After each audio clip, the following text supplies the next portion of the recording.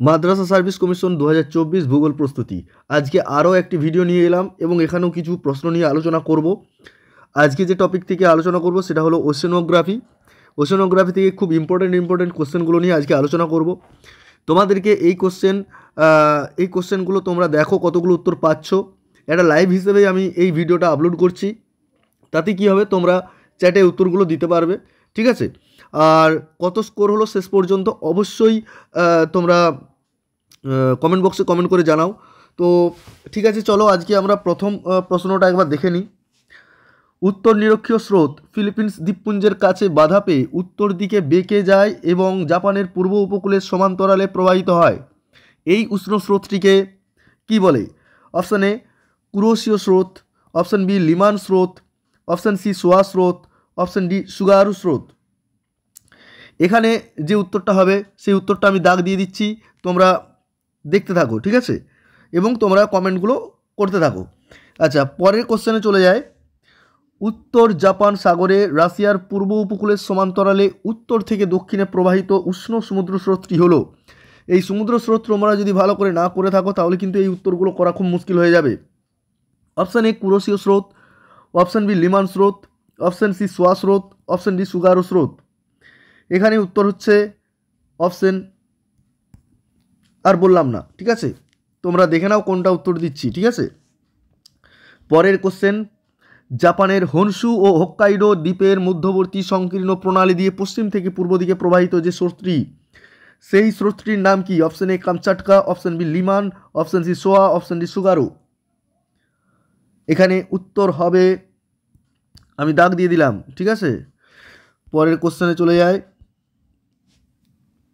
Kamchatka স্রোতের দক্ষিণমুখী অংশটি Kamchatka উপদ্বীপ, কিউরাইল দ্বীপপুঞ্জ হয়ে উত্তর হনসু দ্বীপ পর্যন্ত প্রবাহিত হয় যে স্রোত, সেটা কি স্রোত নামে পরিচিত?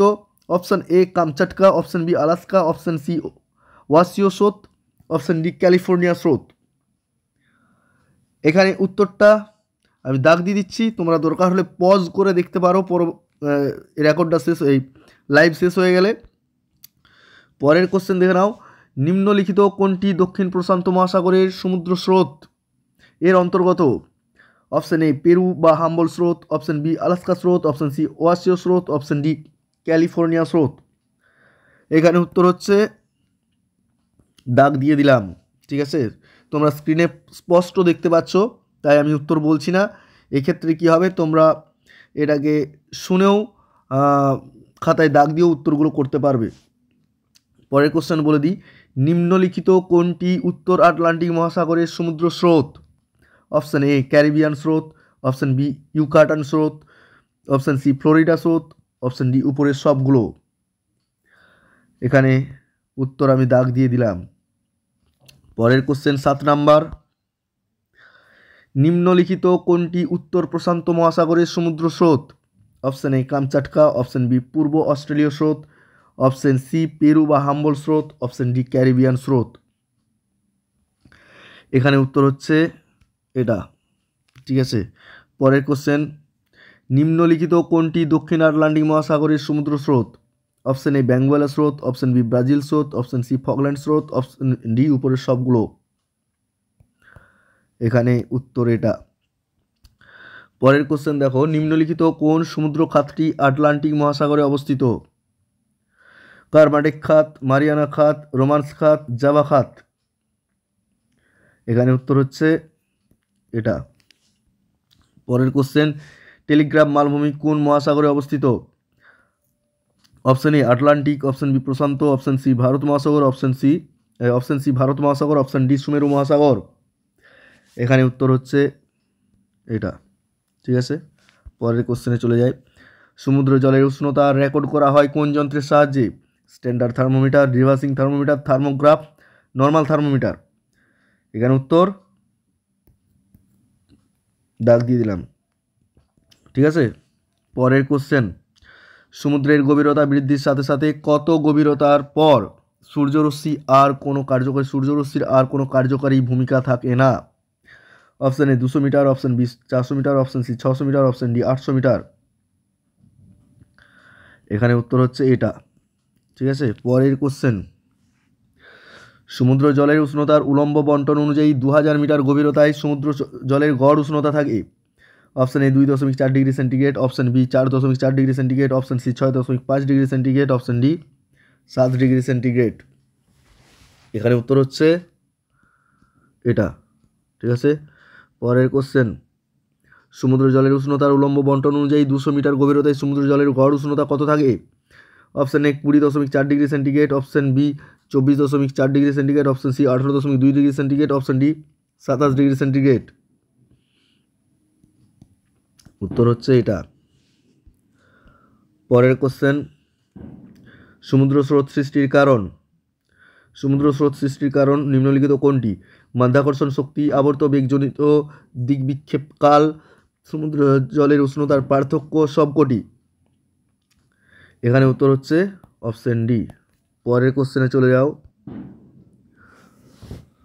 সমুদ্র স্রোতের গতি প্রতি ঘন্টায় প্রায় 3 থেকে 9 কিলোমিটার, 10 থেকে 20 কিলোমিটার, 20 থেকে 25 কিলোমিটার, 25 থেকে 30 কিলোমিটার। 16 নাম্বার। উত্তর হচ্ছে এইটা। তোমরা যখন এই ভিডিও দেখবে অবশ্যই পজ করে দেখবে, তাতে তোমাদের সুবিধা হয় কি, কোশ্চেনটা দেখতে পাচ্ছ, তোমরা উত্তরটা খাতায় করতে পারছো এবং সাথে সাথে উত্তরটা পেয়েও যাচ্ছ। ঠিক আছে, যার জন্য আমি আর উত্তরটা বলছি না। 17 নাম্বার দেখো, ফগল্যান্ড স্রোত সৃষ্টি হয় প্রশান্ত মহাসাগরে, আটলান্টিক মহাসাগরে, ভারত মহাসাগরে, কুমেরু মহাসাগরে। 17 নাম্বার। এখানে উত্তর হচ্ছে এটা। পরের কোশ্চেন, নিম্নলিখিত কোনগুলি শীতল স্রোতের অন্তর্গত? অপশান এ ফগল্যান্ড স্রোত ও বেঙ্গুয়েলা স্রোত, অপশান বি ব্রাজিল স্রোত ও বেঙ্গুয়েলা স্রোত, অপশান সি ফগল্যান্ড স্রোত ও উপসাগরীয় স্রোত, অপশান ডি ব্রাজিল স্রোত ও ক্যানারি স্রোত। এখানে উত্তর হচ্ছে এটা। পরের কোশ্চেন, নিম্নলিখিত কোনটি চিংড়ির ন্যায় এক ধরনের প্রাণী? Option A squids, option B krills, option C plankton, option D myctophids. এখানে উত্তর হচ্ছে এটা। ঠিক আছে। পরের কোশ্চেন, সিউইড সমুদ্র তলদেশের একটি প্রাণী সম্পদ, না উদ্ভিদ সম্পদ, না খনিজ সম্পদ, না জল সম্পদ? এখানে উত্তর হচ্ছে এটা। পরের কোশ্চেন, সমুদ্র তরঙ্গ শক্তি দ্বারা বিদ্যুৎ নির্মাণের একটি পদ্ধতি হলো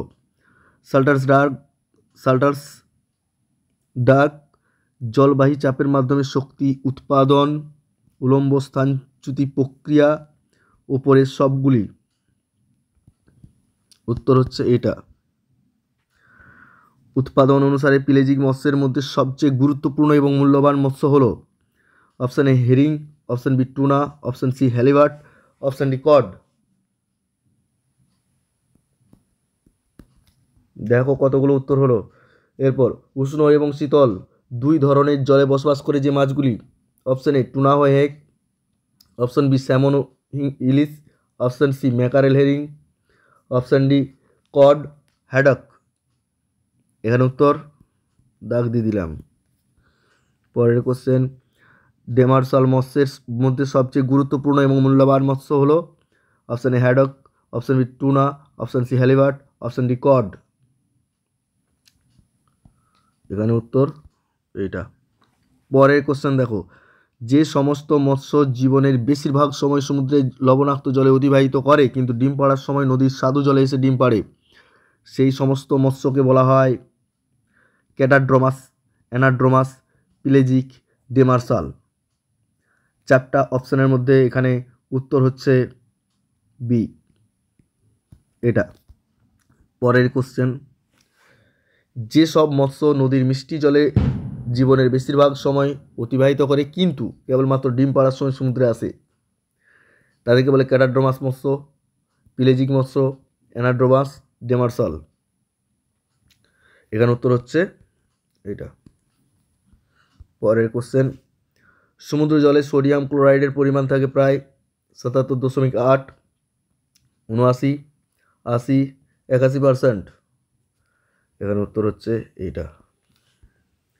বিজ্ঞানী জনস্টনের মত অনুসারে বাল্টিক সাগরে লবণের পরিমাণ কত? 3 থেকে 15, 15 থেকে 30, 30 থেকে 35, 35 থেকে 40%। এখানে উত্তর হচ্ছে 29 কোন শীতল স্রোতের প্রভাবে উত্তর পশ্চিম আটলান্টিকের জল শীতল থাকে? লাব্রাডোর স্রোত, আগোলা স্রোত, হাম্বল স্রোত, কুরেশীয় স্রোত। এখানে উত্তর হচ্ছে, ঠিক আছে। পরের কোশ্চেন এবং লাস্ট কোশ্চেন, ফ্লোরিডা স্রোত কোন সাগরে দেখা যায়? প্রশান্ত মহাসাগরে, ভারত মহাসাগরে, আটলান্টিক মহাসাগরে, প্রশান্ত ও ভারত মহাসাগরে। এখানে উত্তর হচ্ছে এটা, ঠিক আছে। তো আজকে 30টা কোশ্চেনের মধ্যে তোমাদের কত স্কোর উঠলো অবশ্যই কমেন্ট বক্সে কমেন্ট করে জানাও, ঠিক আছে। তো আমি নিয়মিত তোমাদের বলেছি যে MCQ সিরিজ ইউটিউবে নিয়ে আসছি, তোমরা নিজেরা প্রিপারেশনটা নাও, প্রিপারেশন নেওয়ার সাথে সাথে এই কোশ্চেনগুলোর উত্তরগুলো দেখো কতগুলো পারছো। তোমাদের যদি মনে হয় যে আমাদের গ্রুপে থেকে ধারাবাহিকভাবে 90 মার্কস মেগা মকে জয়েন করবে বা মক টেস্ট দেবে, তো আমাদের এই নাম্বারে যোগাযোগ করতে পারো, ঠিক আছে। আমাদের কন্টিনিউয়াসলি এই মেগা মক টেস্ট চলছে। সাথে যদি কেউ মনে করো যে র্যাপিড টেস্ট দেবে, তাদেরকে আমরা এমনিতেই র্যাপিড টেস্টে ঢুকিয়ে দেবো, ঠিক আছে। তো যাই হোক, এখন প্রিপারেশনটাই হচ্ছে আসল কথা। প্রিপারেশনটা সঠিকভাবে নাও, কোনোভাবে গাফিলতি করো না, একদম মারণ কামড় দিয়ে তোমাদেরকে প্রিপারেশন নিতে হবে।